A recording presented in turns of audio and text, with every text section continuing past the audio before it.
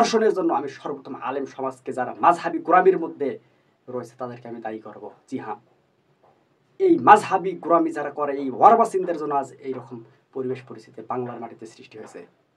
ঠিকই স্কুল কলেজে মেয়েদেরকে পাঠিয়ে দিয়েছে, কিন্তু মসজিদের মধ্যে তাদের জায়গা হচ্ছে না এই মাযহাবি গোলামির কারণে।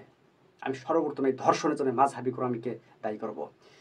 আলাপ আলোচনার মধ্যে, খুতবার মধ্যে, মাঠে পর্যায়ে শিরকের কথা তারা বলেই না, উল্টো আমাদের প্রতি আরো তারা উগ্র হয়। যদি কেউ তার বক্তব্যে শিরকের কথা না বলে ওই বক্তব্য শোনা নাজায়েজ, এ কথাই চূড়ান্ত। আজ সেই বিষয়টাই তৈরি করছে মাযহাবি গোলামির পন্থীরা। আজ শিরকের কথা না বলে বলে মুশরিকদের বৈশিষ্ট্য সম্পর্কে আমরা আমাদের মা বোনদেরকে না শিক্ষা দিয়ে হুদাই হুদাই কি বলতেছি না বলতেছি বছর পর বছর আল্লাহ জানে।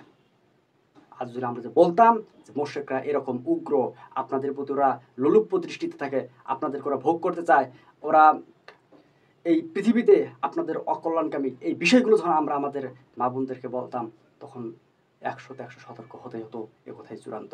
আর এটার জন্য সবচেয়ে প্ল্যাটফর্ম ভালো শিক্ষাক্ষেত্র হচ্ছে মসজিদ।